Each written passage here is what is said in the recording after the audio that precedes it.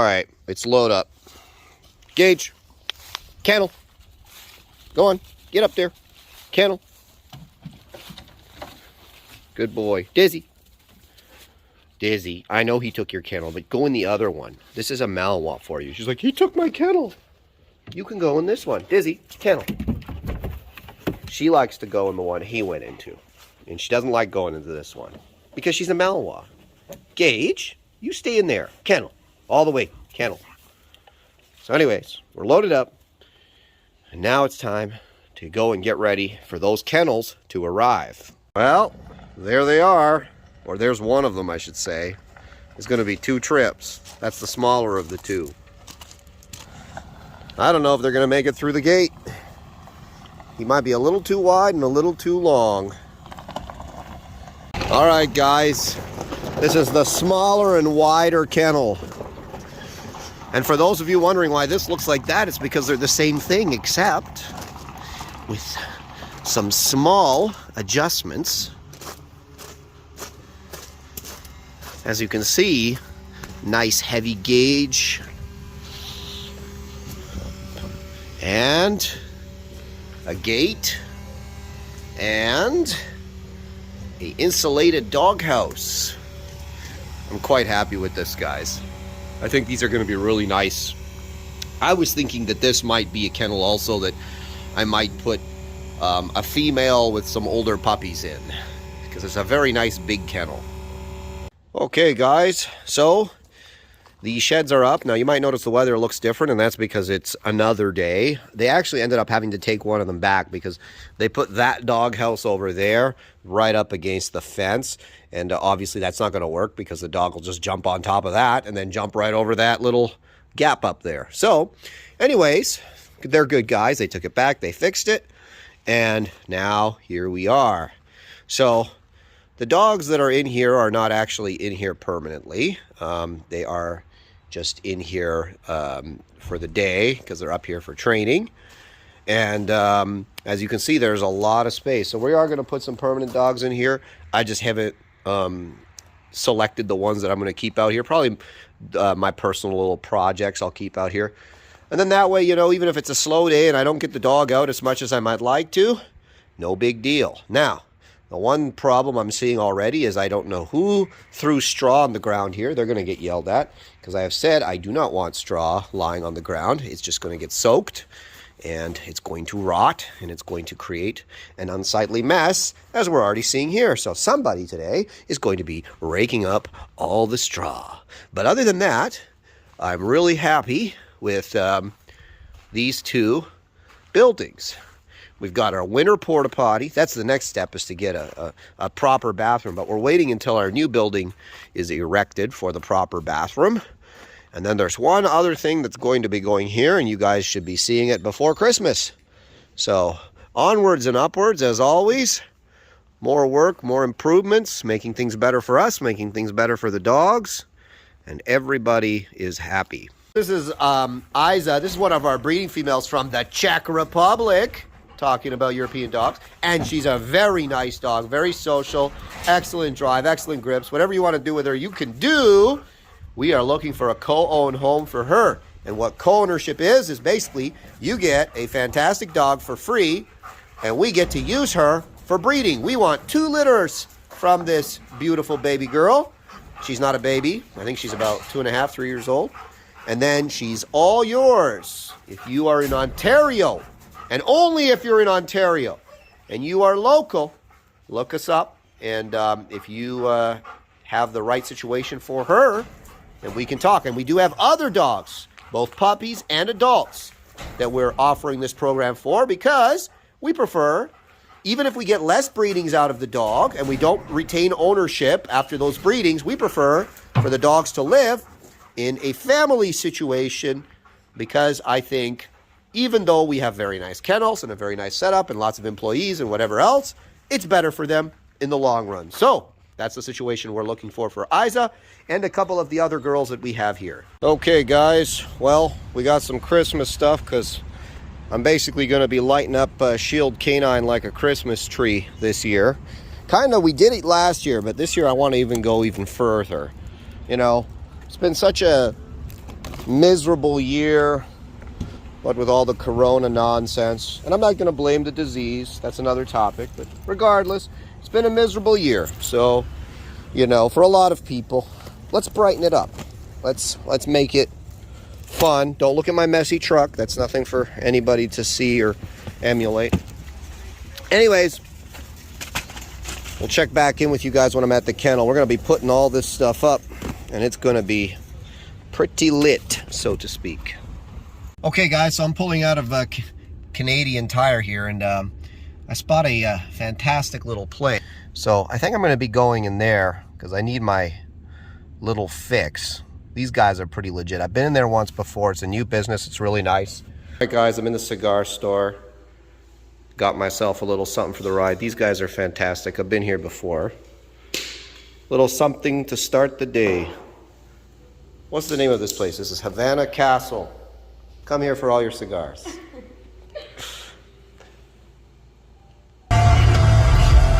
Okay, guys, we are going to talk about that little video briefly while we're on the way back. We're going to talk about that little video that I did on European dogs and the quality issues with a lot of the European dogs. And I did take that video down, and I took that video down because I really pride myself on giving you guys real honest information. But I realized that that video was a little bit incomplete. I wasn't giving you guys all the perspective to really understand what it was that I was saying. A lot of people were thinking that I was just saying European dogs are crap and that there's no good dogs in Europe, or that for some reason I'm unable to get good dogs in Europe. So I said, let me take it down. I got to redo this properly and put the proper perspective into the video so you guys can really understand what it is that I'm saying. A lot of these videos that I do, and I think a lot of the reason why people follow me as opposed to maybe like, you know, I'm not like a lot of the other dog guys. I'm not showing you just a specific piece of the, you know, like here's how you make your puppy sit. I'm not that guy. I'm the guy that gives you guys insider information. I don't hold things back. I don't hide things. I tell you what I do. I tell you how I do it. I tell you where it comes from, right? So you guys are getting like, it's as if you were a pro dog trainer or a working canine vendor, and me and you were sitting here and talking. This is the type of conversations that we'd have. But again, if you don't have that background, sometimes the things I say, they might go like this over you, and you might take me out of context, or you might not really understand what I'm saying. So, I mean, that video in and of itself deserves to be redone properly, and I will. I'm going to dedicate the time and the thought to it. So contrary to popular belief, a lot of the stuff I do, it's not flying by the seat of my pants. I actually think about what I'm going to say, how I'm going to present the information, make sure you guys really understand this topic in a way that you wouldn't really understand unless you were a business insider, so to speak. So, oh man.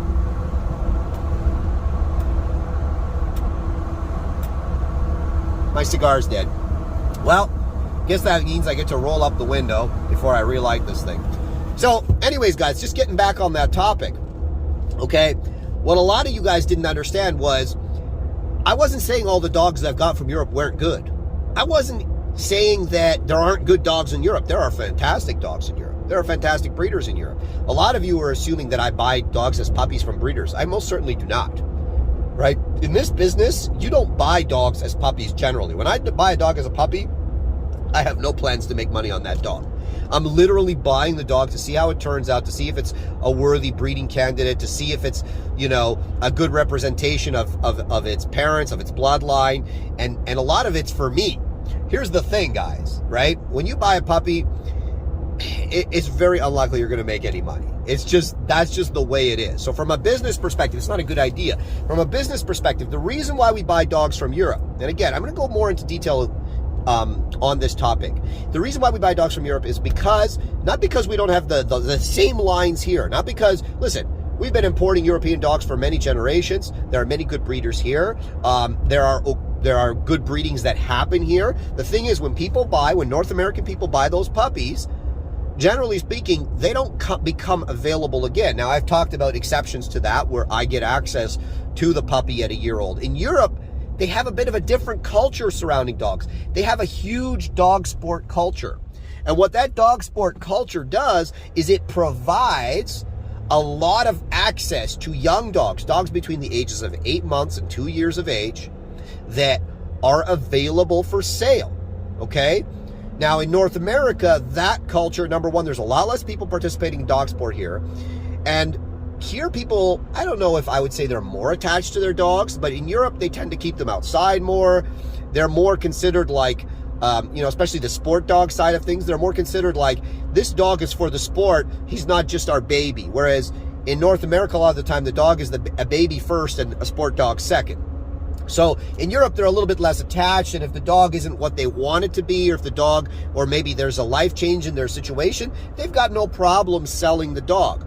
They have that culture there, whereas here they don't. So I generally buy from vendors in Europe that travel around to the different dog clubs, to different breeders, and they buy young dogs that fulfill certain criteria. It's the same kind of guys that all the police, that a lot of police departments buy from, that a lot of the vendors here. So there's a lot of really big vendors in North America, like guys that have kennels with 500 dogs in them, plus. And they've got a lot of huge departments coming into them, buying 20 dogs at a time, leaving, stuff like this, right? These guys have big contracts.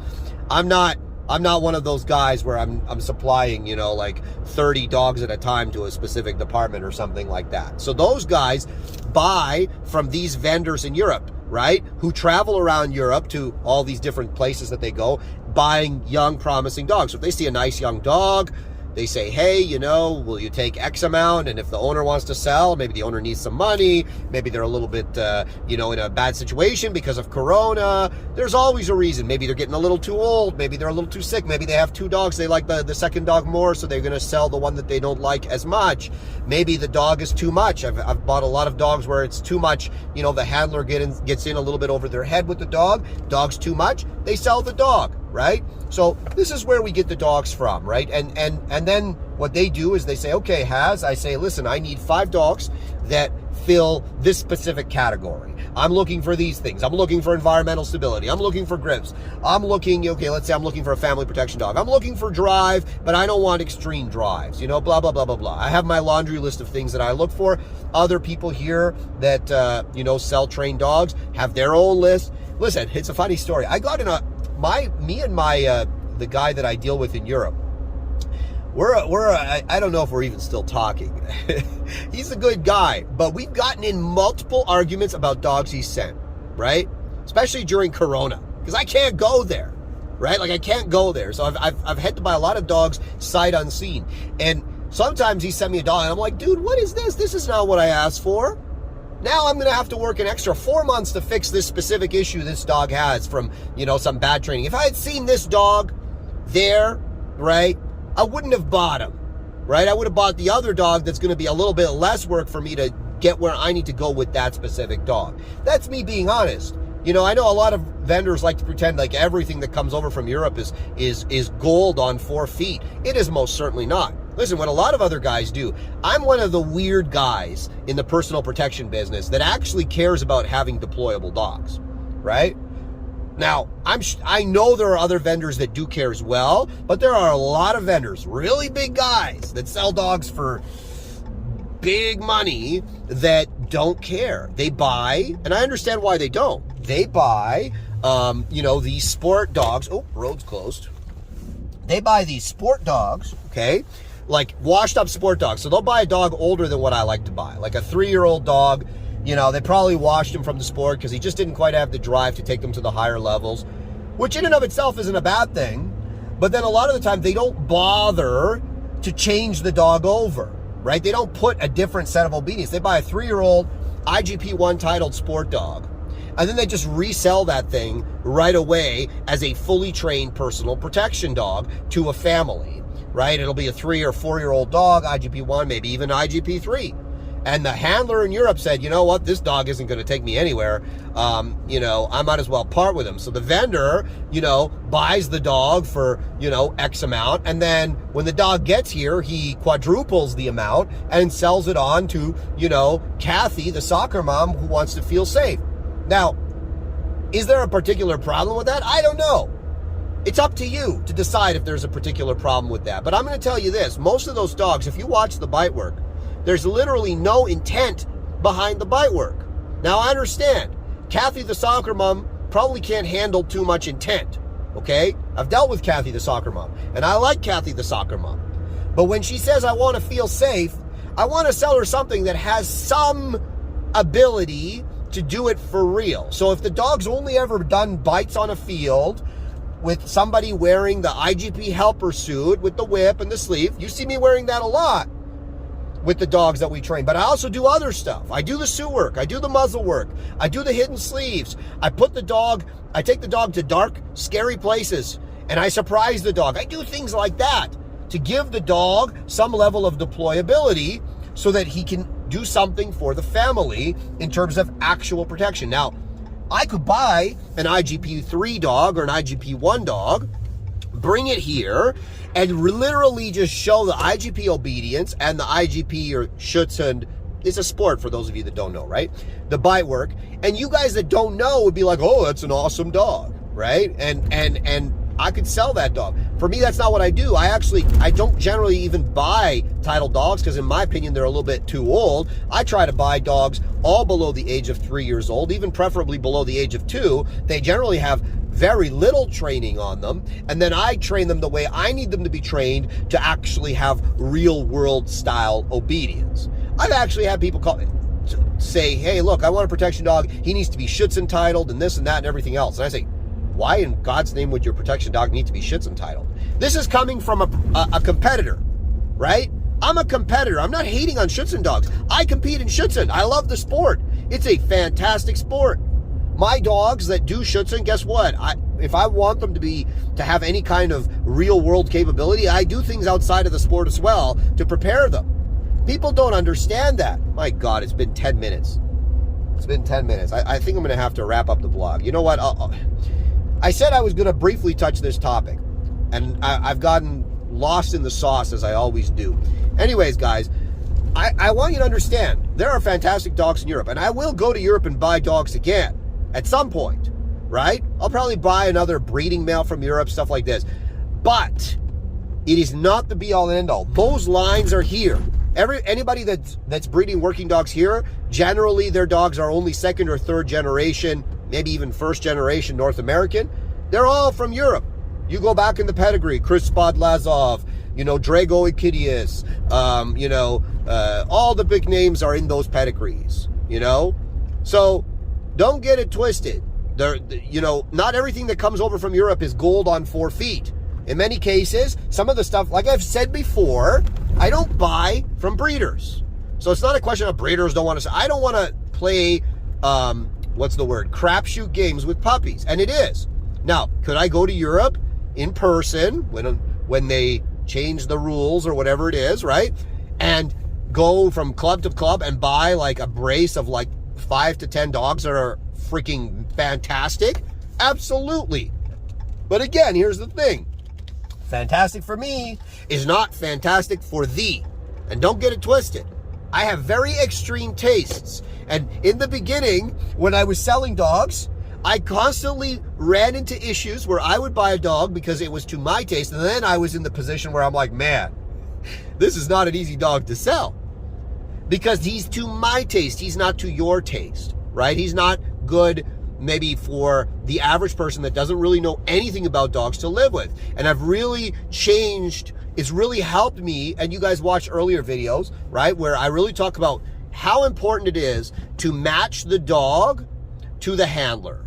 How important it is to listen to what people are saying they want in a dog and to match that dog to that individual, to that family, so that they don't call me in 6 months because they ended up with too much dog and they're really, really struggling. They're not having fun, right? So we want to strike a balance because there is a balance. You can go too far. And I see, quite frankly, this is my dig at other vendors, either from a training perspective or from the quality of the dog. They go way too far in the other direction where the dog's just not near as good as it needs to be. That dog will not protect anybody. That dog's not going to be even able to bite its way out of a wet paper bag. But people don't know, and they watch the dog, the dog barks and the dog bites from what they can see, and for them, that's good dog. But they don't know the dog is garbage. The dog's not going to do anything for them. But he has an IGP title, has? Yeah, I know he does. I know. And I know that you don't know. And again, that's where ethics come in. That's where I have to be realistic, I've definitely sold some dogs on the lower end of the spectrum because that's all that the person who contacted me could handle. They just had such a busy family life. They have so little experience. The way that they're describing what they want their life with the dog to be, I can't sell them something that's super tuned up. And I've talked about this before. So you have to understand who you're dealing with. But I've definitely seen a lot of people go to other vendors that sell these dogs and they think that they're getting something completely separate from what, oh, you know, he's going to kill anybody that comes in the house, but he's great with, you know, all my kids' friends when they come over and all this type of stuff. And I look at the dog and I look at the work and I say, dude, that dog isn't biting anybody, but you'll probably never ever find out because you're probably never ever going to have that situation. And to be honest, most dogs are more of a deterrent than anything else. And good. These guys are doing some protection with Chapo. Big boy. The barking's looking good now. Really nice. He was punching today too, a little more? Good. I think, yeah, once he becomes comfortable, and once he knows he's the kind of dog, he just needs to know his job. Once he knows what to do, he'll be doing great. But that looked good though, guys. You done outs off the sleeve yet? Just did one. Yeah? How'd that go? A little chewy. Yeah. Listen, guys, Chapo's one of those dogs. We imported him from Czech Republic. Very strong dog. Okay, not the dog for everybody, but his handler loves him, and you know, he's back here like we've talked about earlier for more advanced training, and he's just a fantastic dog to work. Much more drive than your average dog. Even most of the dogs on the field don't have Chapo's drive.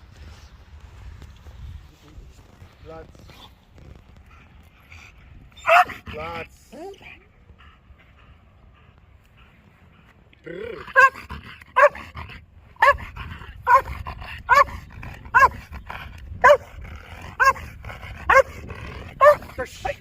Whoa, big boy. Oh man, oh man. Oh yeah. Big boy, Chapo. Big boy. Yeah.